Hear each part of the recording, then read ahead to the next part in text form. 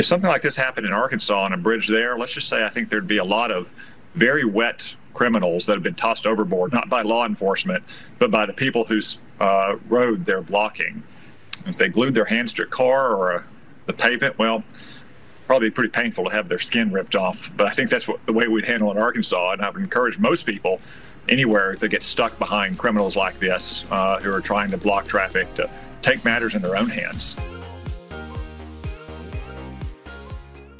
All right, yesterday, in what could only be described as a coordinated attack on American transportation, pro-Hamas, pro-Iran, pro-terrorist protesters took to the streets. And, well, they made our lives miserable. Here they are stopping traffic on the Golden Gate Bridge. And for everybody who's saying, oh, that's just hurting their cause because all those people on the Golden Gate Bridge, they're going to be frustrated, so they're not going to want to do anything about Gaza. Well, first of all, it's San Francisco, so of course they are fine with that because it's San Francisco. But secondly, this isn't about the people on the bridge. This is about you watching at home on cable news.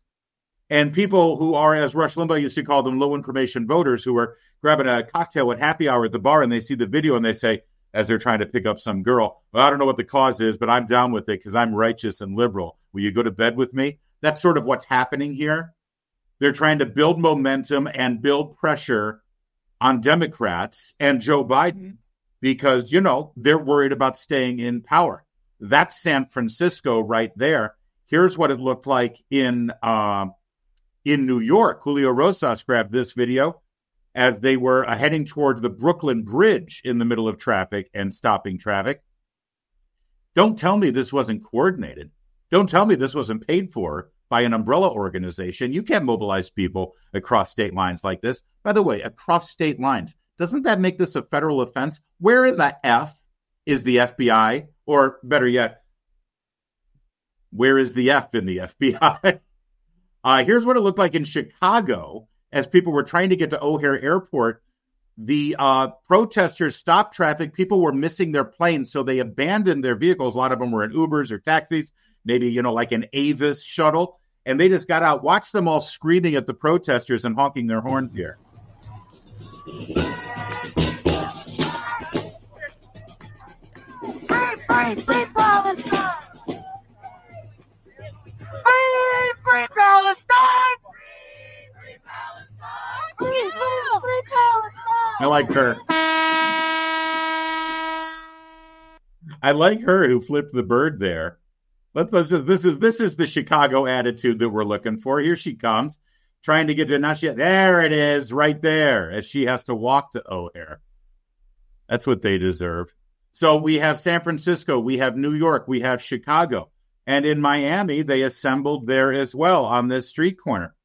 But let's zoom in close and see what happened a few minutes later, because unlike San Francisco, unlike New York, and unlike Chicago, in Miami, the state of Florida actually has a law prohibiting this kind of protest. So when you get down on that street corner in Miami, here's what was happening.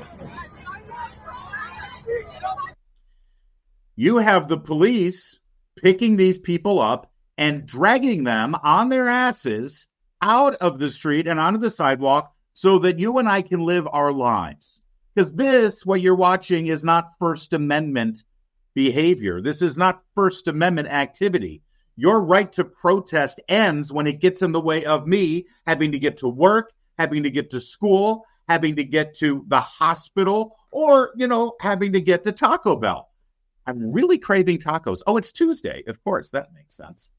So in Florida, they passed a law that said not just no, but hell no. We're not going to take this anymore. And that's how you want it. Now, Tom Cotton happened to be appearing on Fox News as all of this was going down. He's the Republican senator from Arkansas. And he commented off the cuff about what he was witnessing and how the fact that the cops were allowing this behavior to continue. And he said something that has resonated with a lot of normal people watching this. And let's hear what he had to say. First, your thoughts as we watch this together. Well, I feel very deeply for all those people who are trying to get to work or trying to pick up a kid. Very worried about the diversion of police resources when it needs to be stopping crime in cities. like San Francisco, where firefighters are having to go there when they might have calls for fires out. I have to say, Sandra, I agree with you that you have to get to these criminals early. If something like this happened in Arkansas on a bridge there, let's just say I think there'd be a lot of very wet criminals that have been tossed overboard, not by law enforcement, but by the people whose road they're blocking. If they glued their hands to a car or the pavement, well, probably pretty painful to have their skin ripped off. But I think that's the way we'd handle it in Arkansas. And I would encourage most people anywhere that get stuck behind criminals like this who are trying to block traffic to take matters in their own hands. There's only usually a few of them, and there's a lot of people being inconvenienced. It's time to put an end to this nonsense. Clearly, Senator, as we watch this together, and to your point about the way different cities and states can react to this, you're obviously saying that in your state you would deal with this much differently. As you heard from Paul Morrow, speaking from a law enforcement perspective, they know that there's cameras on them. They know that they can't obviously hurt somebody in the removal of these protesters. There's obviously a very delicate balance to dealing with this. And the longer it goes on, it would appear the longer it's going to take to resolve it.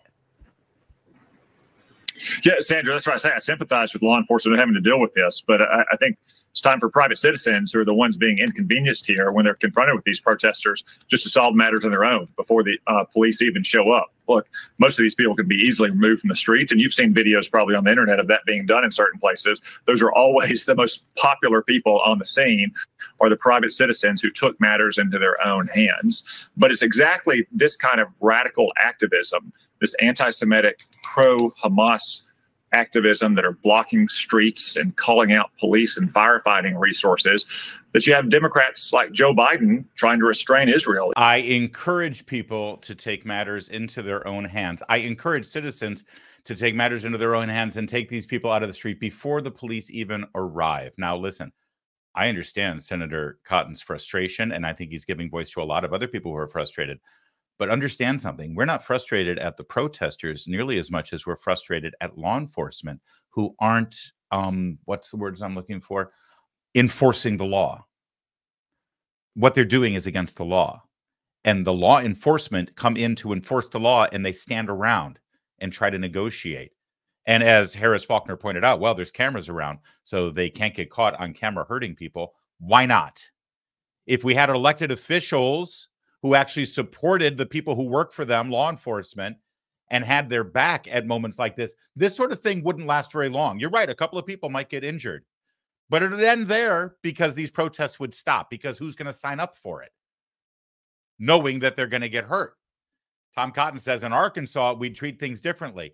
You know, what I want to know is, will law enforcement, the court system, and elected officials in Arkansas treat things differently, when inevitably it's us, the private citizen, who end up getting arrested? In San Francisco, on the Golden Gate Bridge, there was a scene similar to what Tom Cotton is suggesting, encouraging in his soundbite. Here, take a look at this guy who had had enough. You get on the road! You're being set on the road!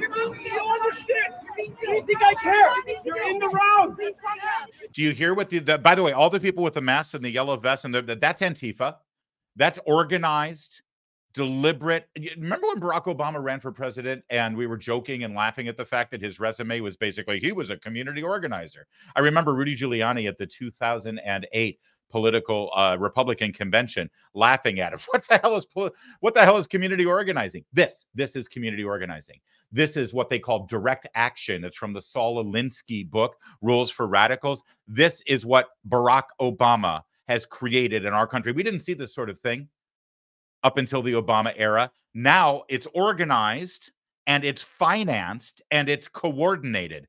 And all of these people in their matching yellow vests and their masks, they're wearing masks. Why? Because there's a virus? No, because they're hiding their identity, because they're freaking criminals. They're taunting this man who has had enough, who has had it up to here. And all they're doing is saying, you're being filmed, you're being filmed, you're being filmed. Intimidation, scare tactics. Trying to intimidate and bully people to keep their mouths shut. Otherwise, we will ruin your life because you're being filmed. And he said, do you think I care? Please calm down. You're being filmed.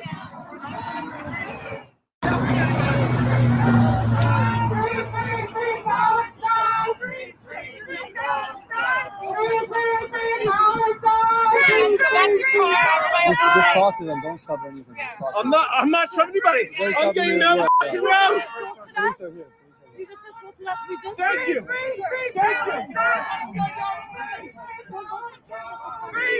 Free Palestine. Get down the road. Yeah, and then the police arrive and stand there and look around and do nothing. And do nothing. And of course, they're all chanting the same chant, by the way. This was all bought and paid for and financed and coordinated by the political left. And by the way, one other thing. This whole idea that Tom Cotton has about, you guys, you citizens just go in there and drag them off the street. Everything will be fine. Don't worry. Take matters into your own hands. Well, then things are going to escalate, because take a look at this yesterday. They brought these barrels with rocks in them and pipes, PVC pipes and rebar. Can you see that, Kevin? I'm going to show you the video here. We'll turn the sound down in a minute, but you see he's using bolt cutters to cut the rebar. See that guy's hand right there that he's holding on to? This is to keep them from being able to drag them off the street. So now they cut the rebar, and now they're trying to pull the rebar. Listen to him screaming, though. Here, listen. Let go. Oh, they're twisting it. Let go. They're twisting it for no reason. Let go of the bar. Let go of the bar. Let's do medical. Let go of the bar. Come on. Let go. Stop. Let go of the bar. Squeezing my hand. Let go of the bar. Stop squeezing my hand. Let go of the bar. Stop squeezing my hand and twisting it. The rebar is cutting the inside of my hand. Stop prying my fingers. Stop prying. Stop. Stop. Stop. Let go of the rebar. Stop. You're hurting me. Let go of the rebar. He's free. He's free. Take him out. All right, so they finally got it. You heard him screaming, "Stop, you're hurting me. It's cutting into my hand. You're hurting me." He's going to sue. He's going to sue the California Highway Patrol, and Gavin Newsom will probably settle. And this guy's going to make he's probably going to be richer than you and I are. It's like winning California lottery, this guy. This is from the Instagram of the California Highway Patrol, showing exactly what they had to deal with. So listen, I love the sentiment of Senator Cotton. I do. I think it's a great idea. Wonderful. Yes, we citizens, we should take matters into our own hands. We will take matters into our hands. That's great. But how about this? I got another idea. I'm just thinking outside the box here, but I'm thinking, how about we who pay our taxes like we did yesterday, and we hire elected officials and government officials and law enforcement to actually keep our streets safe, and we, the citizens who are not disrupting anybody's lives, protected, so that we can just live our lives and not be annoyed and disrupted and bothered and delayed and intimidated and threatened and bullied by these maniacs. How about, instead of we, the citizens, just taking matters into our own hands, how about elected officials actually do their job and make sure that law enforcement are able to do their job and arrest these mofos? How many people do you think actually got arrested and will get anything more than a $100 fine yesterday for what they did? In fact, let me give you a perfect visual example. These people stopping traffic for thousands and thousands of people in the city of San Francisco on the Golden Gate Bridge for their political cause. At the end of the day, the handful of ones who got arrested, what do you think they're going to face? A fine? Maybe jail time. What do you think it's going to be? A week? A day? A month? More than a month? I would be shocked to see if they get fined anything more than $100 and serve any jail time at all, let alone a month in jail. And yet these people... All glory be to Christ. All glory be to Christ our King. Oh, glory be to God. These people, these Christians, sitting and singing and praying, not on a public sidewalk, not in a street, not on a bridge, disrupting people's lives. Are they disrupting anyone? Yeah, they're disrupting people who want to walk in that door. That door is an abortion mill. And if they're disrupting anyone, they're disrupting a woman in distress who is contemplating killing their unborn child. These people, these very people that you're looking at right now, were all arrested. And they face federal charges up to 10 years in jail for their protest. Thanks to Merrick Garland and the Biden administration. So maybe Senator Cotton, who I like and have a lot of respect for, maybe he needs to focus a little bit more, since he is a United States senator, on the fact that we have two rules of justice in this country, that people are treated differently depending on their political perspective, and that our law enforcement agencies have been castrated and are unable to actually do the job that we pay very, very well. We pay them very, very well to do.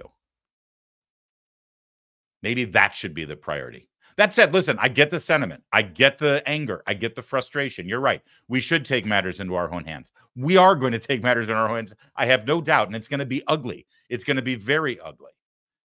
Maybe instead the solution is, instead of vigilantism, instead maybe we let cops be cops and do their job and lay off the pro-life protesters, the anti-abortion protesters.